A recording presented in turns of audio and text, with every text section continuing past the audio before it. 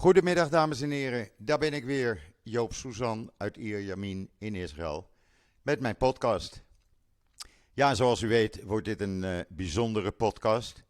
Ik heb namelijk over een paar minuten een gesprek met mevrouw Olga Deutsch. Zij is directeur van NGOmonitor hier in Israël, de organisatie die in de gaten houdt wat er met, laten we zeggen, de zogenaamde Palestijnse hulpgelden vanuit Nederland en andere Europese landen gebeurt. En zij heeft wat nieuws voor ons te melden. En dat wou ze graag in de podcast doen. En natuurlijk gaan we dat zo meteen allemaal van haar horen. Het is wel in het Engels, maar ik weet uit eerdere podcast waar ik een Engels sprekende gast in had, dat gelukkig voor bijna iedereen geen probleem is. We zullen er namelijk ook een korte vertaling bij doen later in een artikel. Maar laten we eerst zoals gebruikelijk even beginnen met het weer in Israël. Ja, wat moet ik er nog over zeggen? Ook vandaag weer 36 graden, blauwe lucht.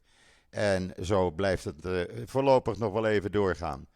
We hebben wel van de week even een regenbuitje gehad, maar ja, dat was uitzonderlijk. Dus dat was ook headline nieuws, het openingsnieuws ook op de journaals. Maar goed, dat duurde maar een paar minuten. En dan voor de rest, ja, de politieke situatie in Israël. Het is nog steeds, laten we maar op z'n Hollands zeggen, een zootje. Als u op joods.nl kijkt, daar staat het allemaal. Er komt nog meer op in de komende 2 dagen. Want we houden de vinger aan de pols. Ja, premier Netanyahu doet alles, verzinnen allerlei trucs om aan de macht te blijven. Om zijn invloed ook zodanig te versterken dat hij zelfs van plan is om rechters te gaan vervangen. Een van de Likud-leden uit het parlement, uit de Knesset, heeft daartoe een verzoek ingediend. Ze willen een rechter in de rechtszaak tegen hem vervangen. Nou, dat betekent dat er dan een vertraging van minimaal een jaar optreedt. Er worden allerlei trucs uitgehaald om te zorgen dat hij niet 19 januari vanaf 19 januari 3 keer in de week in de rechtbank moet staan. Hoe dat gaat aflopen, de demonstraties zijn nog steeds wekelijks aan de gang, komende zaterdagavond weer. Er is een hele hoop om te doen. Dat hou je niet meer tegen, dat breidt zich alleen maar uit en we zullen zien waar dat verder toe leidt. In ieder geval in de peilingen is de Likud behoorlijk aan het dalen en staat nu op maximaal 29 zetels. Terwijl de oppositiepartijen, vooral Bennett en Yair Lapid, behoorlijk winnen, beide op 19 zetels uitkomen. Wat betreft het coronavirus, dat gaat niet goed. We zitten nog steeds rond de 1700, 1800 nieuwe besmettingen per dag. Er zijn gisteren 21 mensen overleden, dat is nog nooit zoveel geweest. We zitten nu op 643 doden inmiddels, dat gaat erg hard. Men denkt dat over 2 weken het iets gaat afnemen, de stijging iets gaat afnemen. We zullen het zien, want op 1 september beginnen wel de scholen natuurlijk. En of dat dan nog doorgaat met een zulke stijging zoals we nu hebben, ik weet het niet. Maar goed, we zullen het gaan afwachten, we gaan het allemaal meemaken.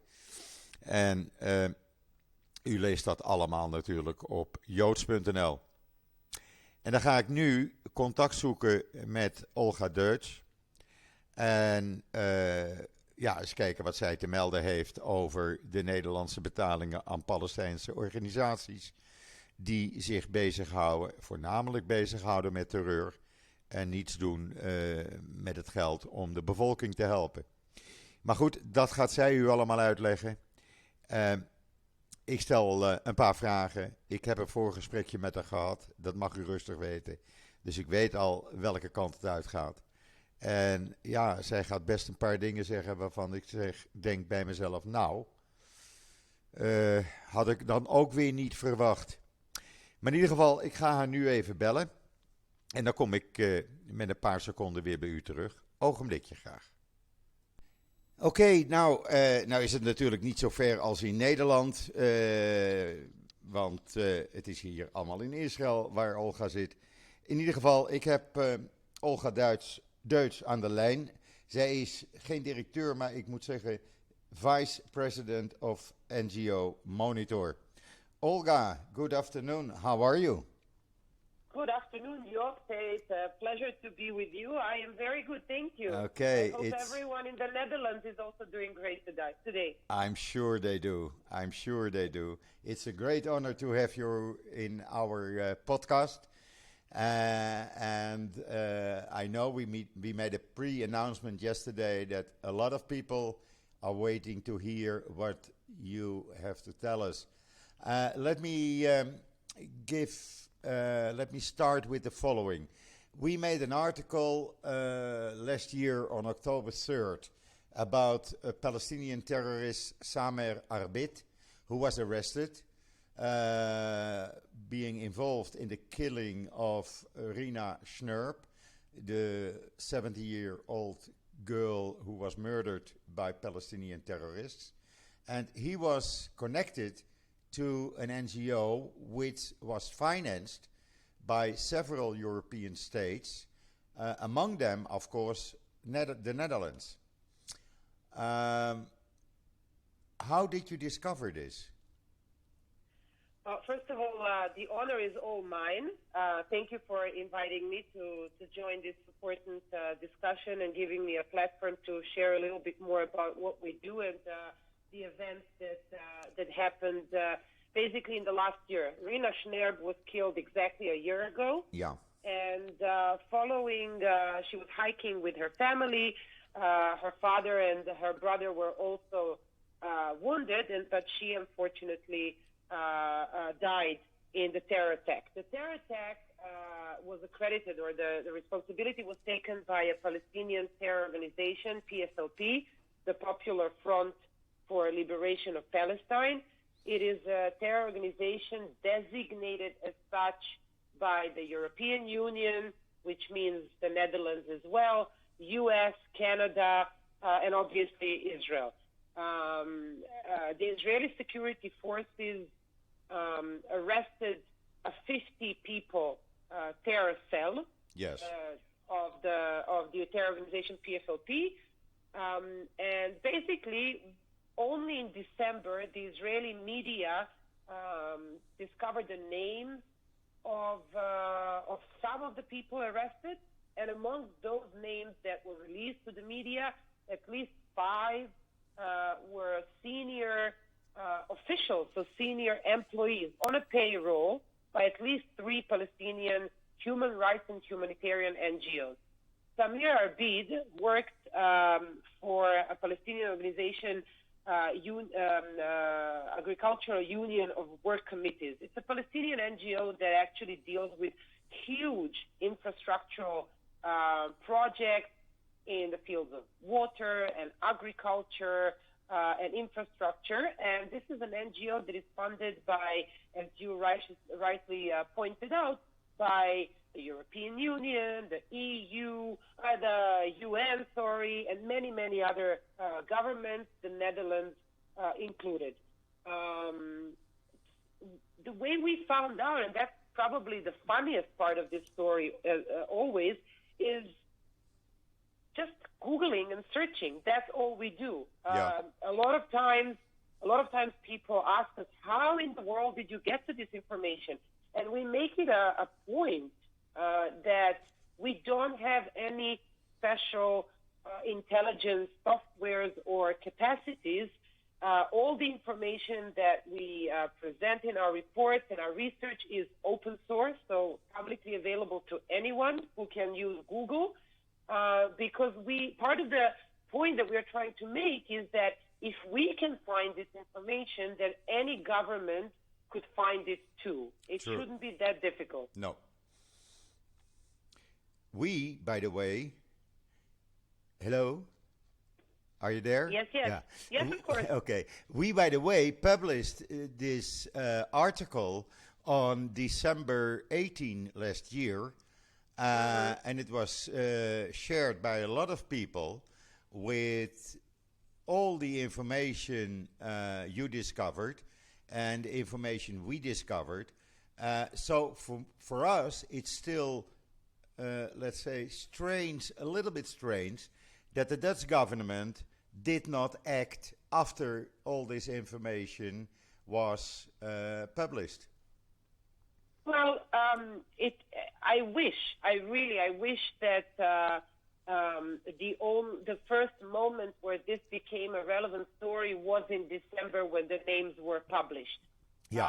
But it wasn't. We've been pointing to clear connections between this particular NGO, but many others as well, to the terror organization PFLP. We've been showing that most of their board members and most of their employees are not only not trying to hide, but they are proud. They take pride at showing their affiliation to the terror organization PFLP on their social media, personal accounts, and so on. They participate in PFLP events and, freely use their flags and glorify violence and everything the PFLP does. So, unfortunately, it had to come to an actual terror attack. But we've been trying to alert European governments for years now that there are suspicious and very dangerous connections between who they give money and they trust these organizations to provide humanitarian aid and do human rights work to terror groups. So the Dutch government, and no other government, by the way, in Europe, cannot say that they did not know. So actually what you are saying is the information as we get it from you, you also send the same information on the moment you got it to the Dutch government. Absolutely. We look. First of all, we meet on regular basis with the representatives of every European government here in Israel, which is the ambassadors, right? And we make it's part of what we do, and they are considered the first address, right? Yeah. And we, on regular basis, present our research to them and new findings. We make it's a matter of principle to meet with each ambassador at least once a year, so as to keep them up to date. But more than that, we send letters and share our research directly with the ministries of both foreign affairs and development aid in those countries where it's relevant.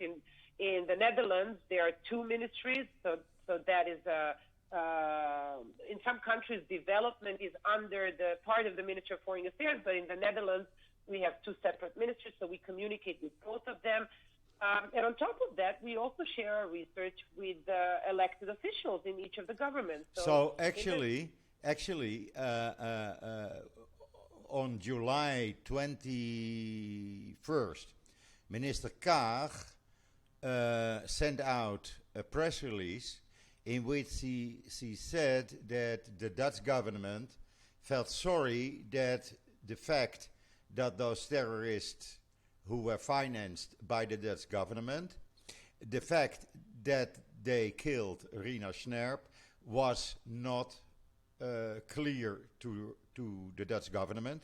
They only knew this on July 20 this year. Well, that's what they announced, and that's what most of the governments respond. They almost have an automatic response. Yes. You know, it's like hit the autopilot button, and it usually sounds something like this. Yeah. We have very stringent vetting procedures in place. We know exactly where the money is going, and so on and so on. And this is in response to us saying, you are funding UAWC, and this and this and that person on their board and on their payroll are connected to PFLP, a terror organization. So they did know. They knew since December last year, I presume. They knew even before. We've been, the Netherlands have been funding this particular NGO for which Summer Arvid worked at least since 2013. And Yes. The grants were going on until 2021, and now the funding was frozen. And between 2013 and today, the Dutch government transferred at least $20 million, or 19 million euros, approximately, to this NGO. So while knowing it was a terrorist organization. Well, they should have known of the clear connections because of your information. Because of our information. After the arrest in December, other organizations joined this cause. Yes. So you have a British organization, the UK Lawyers for Israel, who were also sending letters to the Dutch government. We worked also with CD.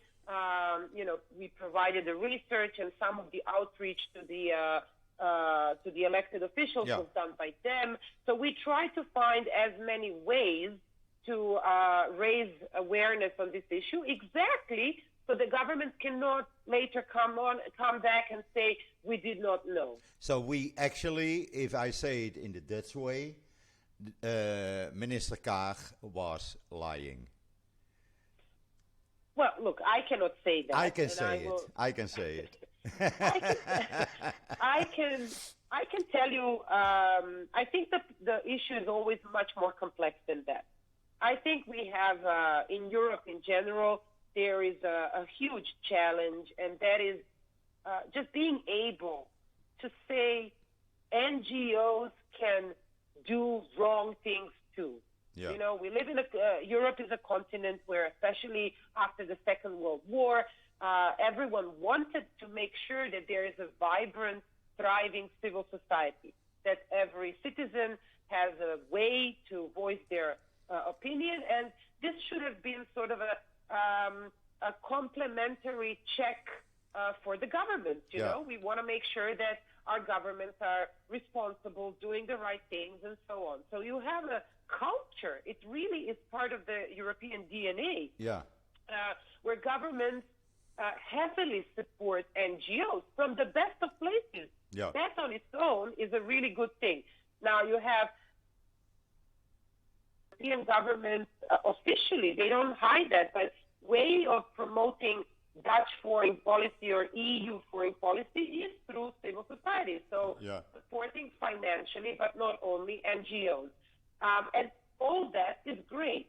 But where we fail is being able to have a critical discussion and being able to say, if I see that there's evidence that something went wrong, and in this case, something went terribly wrong, terribly wrong, then we should be able to say, hold on, stop for a second, even though this organization calls itself a human rights or a humanitarian group, we have to stop and look into this. Yes. I'll share with you that in 2016 already, a Dutch member of the parliament, Raymond de Roon, he asked for an evaluation whether Dutch funding, it started with a discussion about the EU funding to NGOs, but they demanded an evaluation about Dutch funding to terrorist salaries and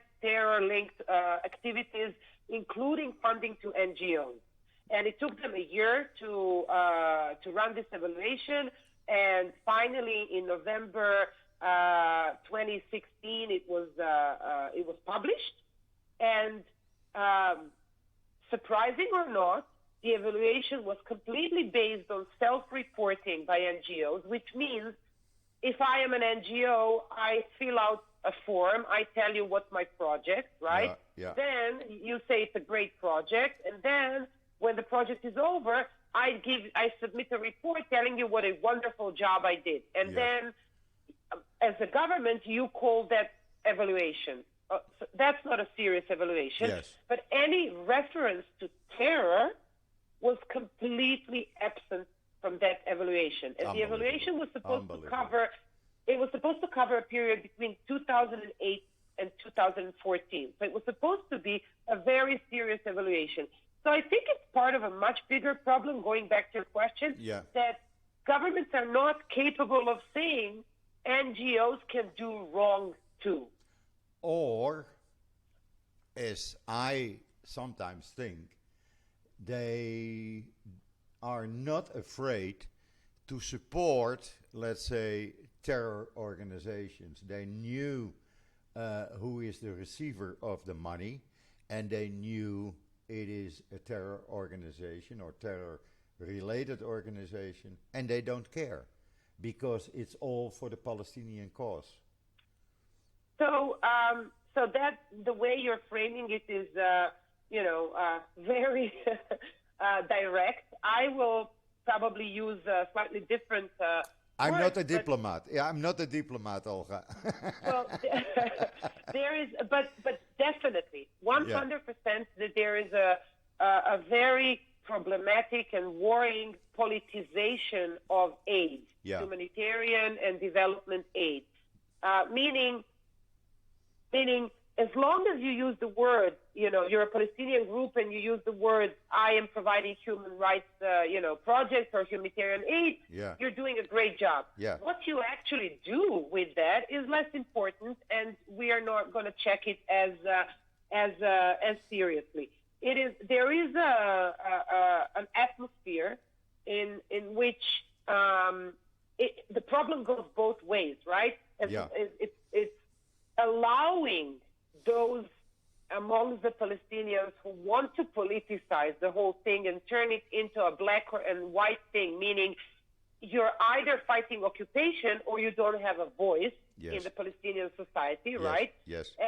And the Dutch government, together with many other, unfortunately, European governments and the European Union, they sort of play along without questioning this narrative. But you also have the other side of that coin, and until now, this has nothing to do with Israel. If there was a status quo forever, we are just focusing now on what is going on in the Palestinian side. The other side of that coin is really betraying the Palestinian people. Yes. You have a tremendous human rights situation there, where women don't have equal rights and young people don't have access to employment and education. And, there's so many issues. Yes. And they don't have a society that even comes close to a sustainable or developed democracy. Yet, the only thing that the European governments and the Dutch government, in our case, is perpetuating, supporting, is this repetitive political message, which is, as long as you fight the occupation, you're great, and we're going to support you. And I think the problem is it's really betraying the Palestinian people before we even get into the Arab-Israeli conflict. Now, there is a rumor, and maybe it has to do with it. There is a rumor already for years, a public rumor, that the people working in the Ministry of Foreign Affairs are not specific in favor of Israel. They are more in favor of the Palestinian cause than in favor of the Israeli government. Maybe this has to do with it. I think you have connections also on a regular basis with the Dutch ambassador here in Israel. Yes? Well, there is a challenge also with the administration. Even before you get to the point of whether they are pro-Israel or pro-Palestinian, no administration is ever interested in changing anything. No.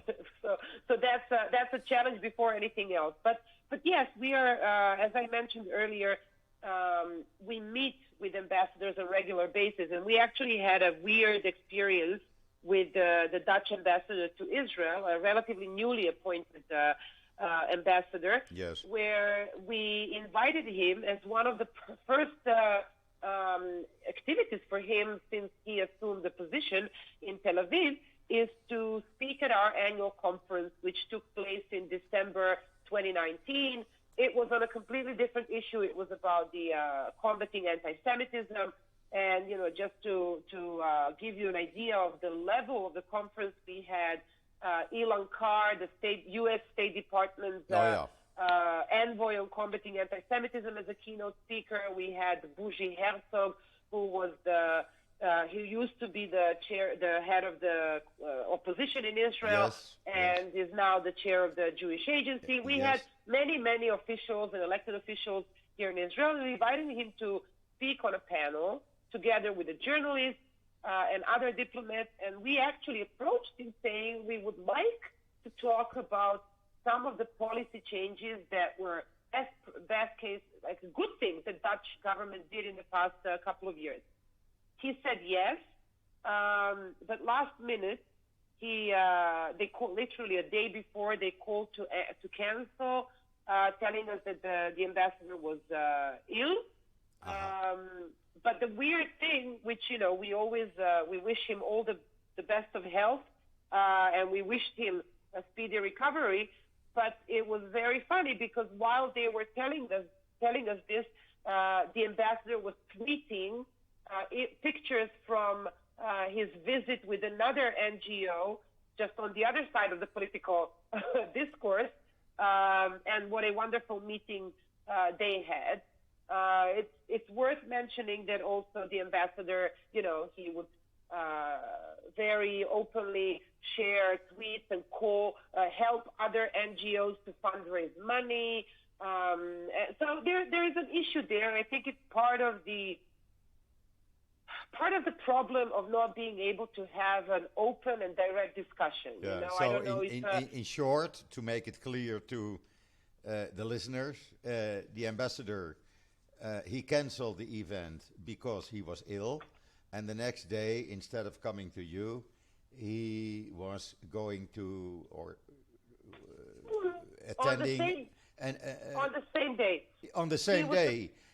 He was attending another conference of an NGO in Jerusalem. Yeah, well, they asked for a meeting the day before the conference to discuss the panel, and they canceled an hour before they were supposed to come to our offices in Jerusalem. Yes. And while they were canceling, he was tweeting images from meetings with other NGOs in Jerusalem. So we saw he was well enough to take those photos. Yes. So, but again...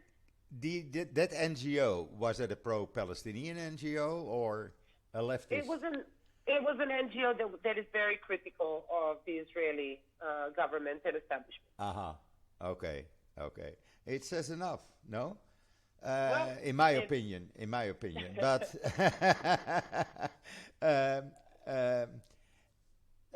look, there was also earlier this year, there was an obsessive attempt in the Dutch parliament to attack our research. There was, I think, something like 20.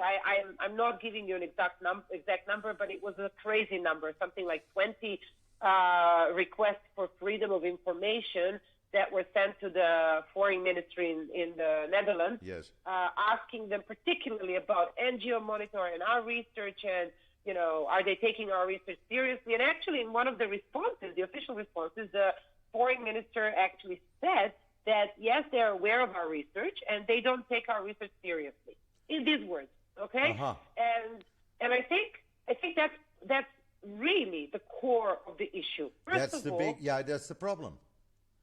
Well, it's more than a problem. On one hand, you have a Dutch ambassador, helping one NGO who is very critical of the Israeli policies, fundraise, on his Twitter account. Yeah. And at the same time, just because you might not like what NGOmonitor is saying, you have the Minister of Foreign Affairs in the public document, an official document, saying, yes, we know their research is not serious. All this only to lead, less than 6 months later, to the government freezing funds and opening an external investigation exactly based on that same research of ours. I think that sort of pinpoints the core of the problem. That is absolutely true. This is the center of the whole problem. Maybe they were forced to take that decision. Although I don't believe that the money is still frozen. Knowing the Dutch government, they found other ways to transfer the millions again to this organization. I'm sure of that. Joop, we checked and the Dutch government does release, not real time, obviously, but you can track the information, and most of the funding, in the moment when the Dutch government announced that they were freezing funds to UAWC, this NGO, most of the funding that was supposed to be transferred was already transferred. So only a very small portion was left frozen. Exactly. But we are talking here about money from the Dutch taxpayer. Absolutely. And it's good for all those thousands of listeners to know and to hear from you now at this very moment what is done with their tax money. And because next year there are elections in Holland, they should take this absolutely in account. I agree with you, and I just want to say, because we spend most of the time talking about the loopholes and challenges and what are the problems.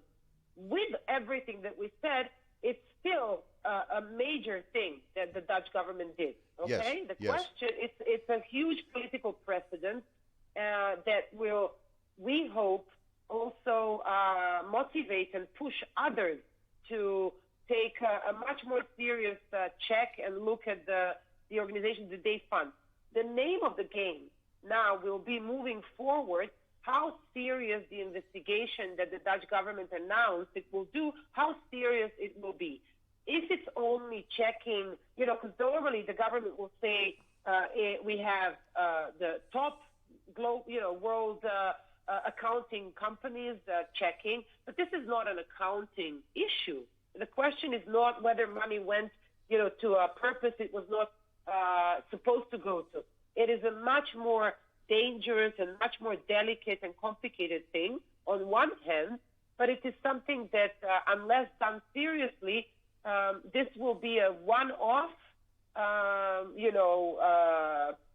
example of, call it accountability and due diligence, but the Dutch government, just like other governments, will end up in the same situation in the future unless there is an actual change in how they look at who they fund and whether they check it all. But, to be honest to you, I don't believe that they are checking.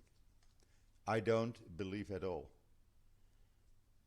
Well, I just don't believe it. But I know there are several members of parliament listening to this podcast because they are using the website JoodsNL as a source of information for them. So also this podcast. And I hope that if one or two of them are asking questions to the government and specific to the Minister of Foreign Affairs and Minister Kaag of Development. Because this cannot go on like this. It's about tens of millions of euros. At the end of the day, Job, it is in your hands. We are an Israeli organization that does research. Our job is to pinpoint where the problem is. Exactly. At the end of the day, this is a conversation that is a very Dutch conversation. Absolutely. It is about Dutch public funds and taxpayers' money, and also the Dutch government's goodwill to go and do good elsewhere in the world and promote worthy causes. But the question is the money spent on what it was intended to, which is to do good things?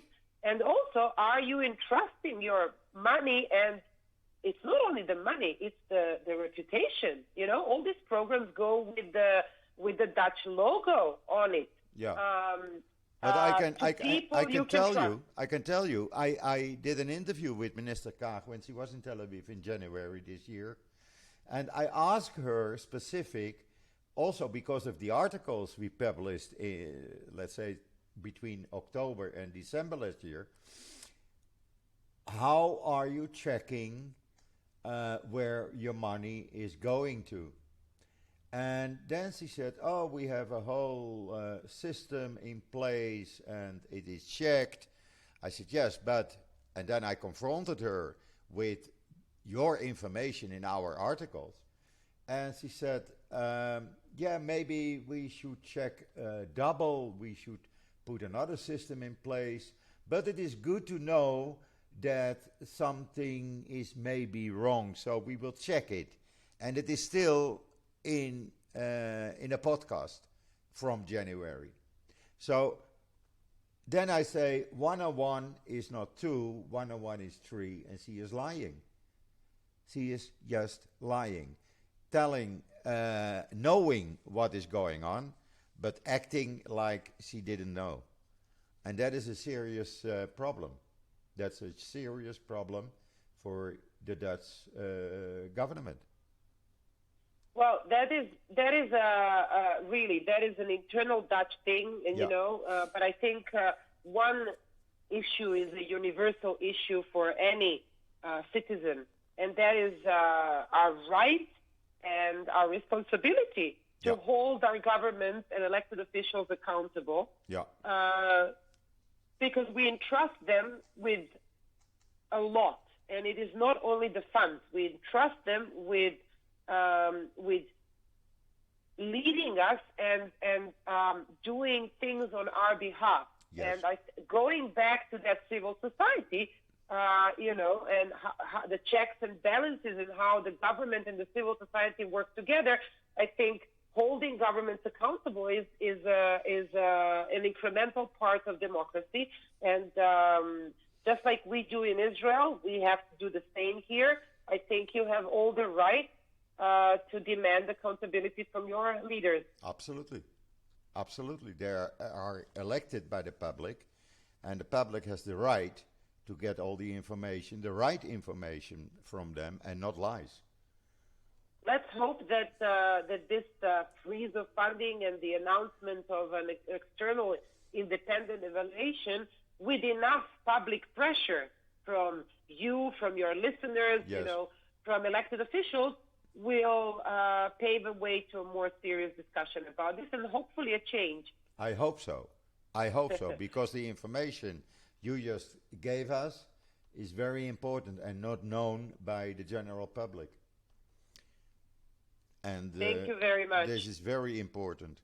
Thank you for your time. I know you are so busy, and I'm looking forward to receive the next report from you, so we can publish it again, because we keep putting our fingers on this this painful spot, so to say, because painful it is.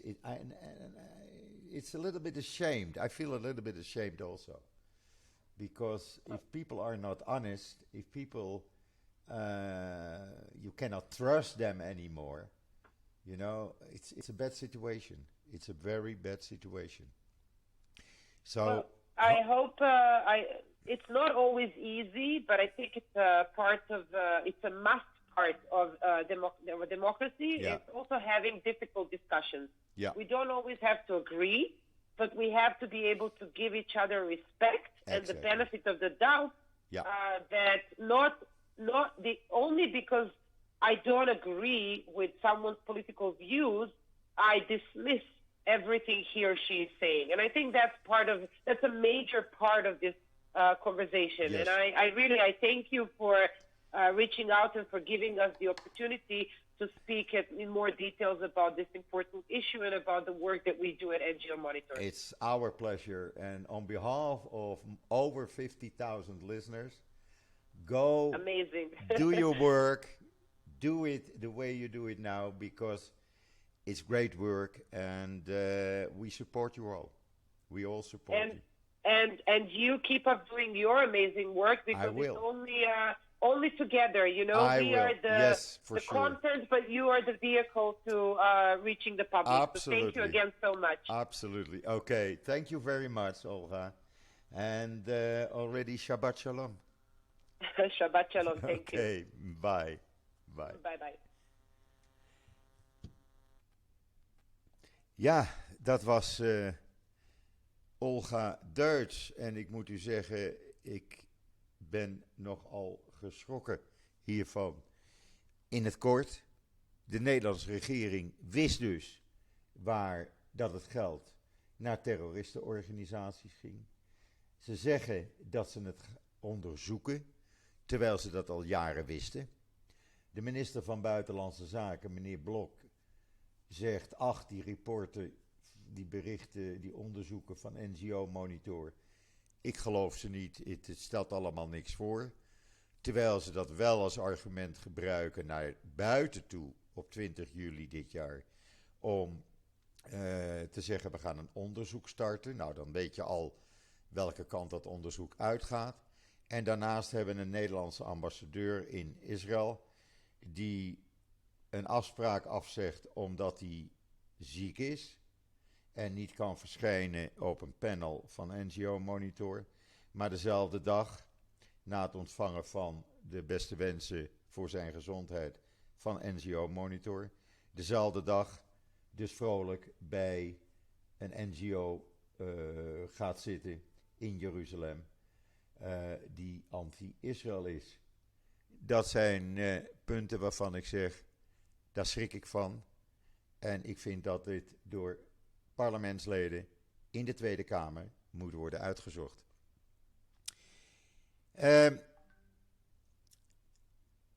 Laat mij u voor de rest een hele fijne rest van de dag toewensen. Alvast Shabbat Shalom vanuit Israël. Denk hierover na als u deze podcast heeft beluisterd. Heeft u vragen, u kunt ze altijd even stellen aan ons. En wij kunnen ze dan doorzenden aan Olga Deutsch. En wij komen hier zeker nog op terug. Wat mij betreft, alvast Shabbat Shalom vanuit Israël. En maandag ben ik er weer. Dus zeg ik tot ziens, tot maandag.